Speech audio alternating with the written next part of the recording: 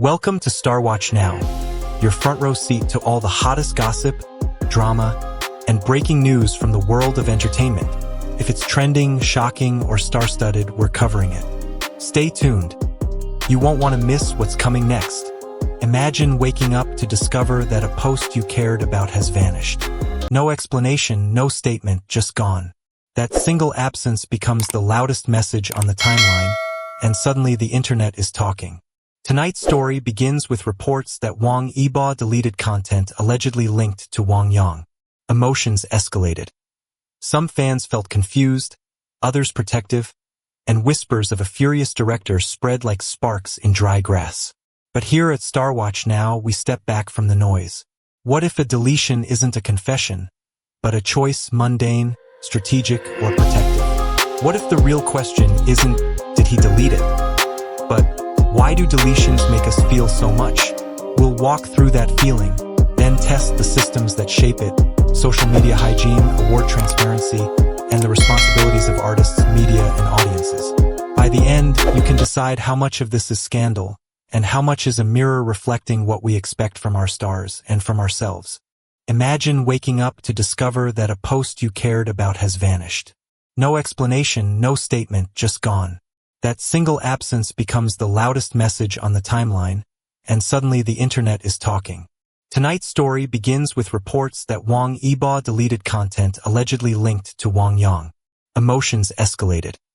Some fans felt confused, others protective, and whispers of a furious director spread like sparks in dry grass. But here at Star Watch Now, we step back from the noise. What if a deletion isn't a confy celebrities curate their feeds constantly? On large platforms, posts can be hidden or archived without being permanently erased. Instagram's own help center explains that users can archive posts to hide them from public profiles while keeping likes and comments intact. The content can be restored later with a tap. Stories can also be auto-archived or manually archived, and users can view their archive at any time. In other words, deletion-like outcomes sometimes reflect routine maintenance. Timing a brand reset, aligning with a new campaign, or complying with contractual and legal guidance before a release or endorsement. In music, film, and television, such resets often precede premieres, sponsorships, or awards windows. They're part of the backstage choreography of image management. So while a missing post feels personal to fans, it can be administrative in practice. The emotional charge is real, but the mechanism is often ordinary. Understanding this gap between feeling and function is the first step in cooling the temperature around social media mysteries. Set aside the headlines for a moment. Fans aren't passionate for nothing.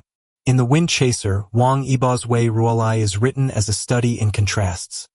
Resilient yet tender, dutiful yet quietly rebellious. Viewers aged 35 to 75 often appreciate precisely this kind of layered character work, where silence carries as much weight as speech. If you rewatch selected scenes, try a simple 4-point scorecard. 1. Role comprehension. Does the actor seem to understand what the character wants, even in stillness? 2. Emotional transition. Are shifts smooth or abrupt by design? 3. Vocal nuance, diction, pace, and the musicality of lines. And 4. Presence. Those wordless beats where the camera lingers. This is not about standing. It's about craft. Industry veterans know that a convincing close-up relies on 1,000 quiet choices. Whatever one feels about awards, that feeling usually starts with a scene that lingers in memory. Hold on to that concrete memory. It is sturdier than rumor and a more honest compass than the scroll of hot takes. Shown. But a choice, mundane, strategic, or protective. What if the real question isn't, did he delete it? But why do deletions make us feel so much? We'll walk through that feeling, then test the systems that shape it, social media hygiene, award transparency, and the responsibilities of artists, media, and audiences. By the end, you can decide how much of this is scandal, and how much is a mirror reflecting what we expect from our stars and from ourselves. Awards are not a single monolith. Each institution has its own rules. For example, the International Emmys use multi-round peer judging with over 1,000 jurors worldwide, including online first rounds, semifinals hosted at dozens of sites, and a final round with ballots tabulated by an independent firm. BAFTA describes a hybrid approach, specialist chapters, all-member votes in some categories, and juries designed to reflect diverse experience. Updated in recent years to clarify categories, eligibility, and timelines. In the U.S., NADAS, which administers several Emmy competitions, has published transparency reports describing secure peer judging and governance processes. None of these models eliminates disagreement, but public criteria, juror structures, and conflict of interest policies reduce speculation. So when fans debate outcomes, asking what are the stated criteria, and who judges and how, is more productive than assuming pure popularity decides everything. Clear, published methods don't end controversy, but they turn arguments into informed conversations, which is healthier for everyone. Strong feelings are natural, harmful behavior is not. Pew Research reports that a large share of adults have experienced online harassment, and the burden can escalate quickly once a topic goes viral. YouTube's own policies prohibit targeting individuals with prolonged or malicious insults, threats, or doxing, and take an even stricter approach when minors are involved. In practice, that means we can critique ideas, scripts, or systems without attacking private individuals or families.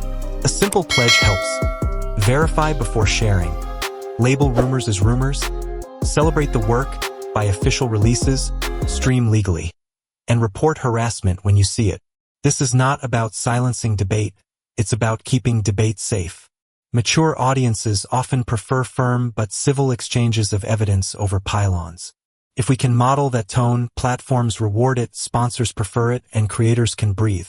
In the long run, that civility preserves the very spaces where we come to talk about films, series, and the people who make them.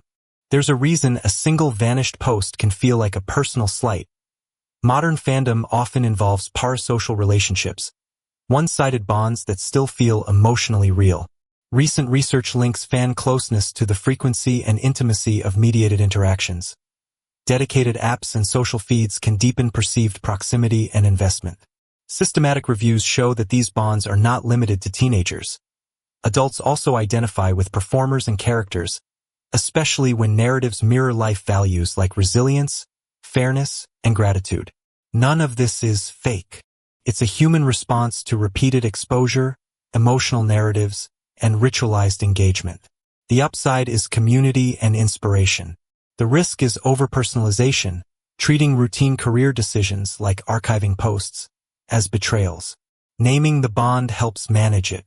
When we recognize a parasocial pull, we can pause, recalibrate, and respond proportionately.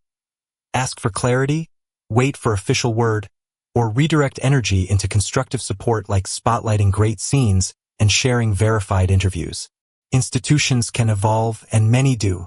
In recent years, BAFTA has announced adjustments to categories, voting rules, eligibility, and even clarified policies around extreme cases, part of a wider industry trend toward codifying decision-making in public. That direction of travel matters. When rules are visible, trust grows, even when outcomes disappoint. For viewers, the ask is equally practical. Evaluate performances with consistent criteria, separate admiration from aggression, and reward integrity with attention.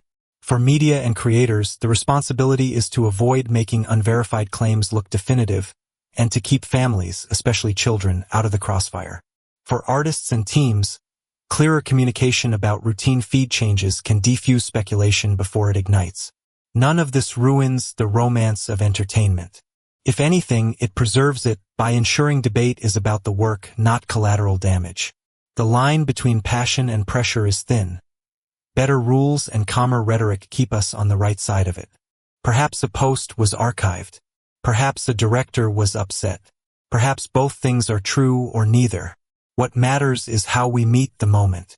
If a deletion is the spark, our reaction is the flame, or the light that helps everyone see. Choose the light. Celebrate performances you love, request clarity without hostility, and hold systems to transparent standards. That way, when the next debate arrives, and it will, we'll be ready to talk like grown-ups, not gladiators. If this calm, story-first approach speaks to you, please subscribe to Star Watch now, like this video, and share it with someone who prefers context over chaos. Thank you for spending time with us today. We're building a community that values facts, fairness, and humanity in entertainment. Follow the channel so you won't miss our next deep dive, and tell us in the comments. Which single scene convinced you most about an actor's craft, and why? Your answers might guide our next episode.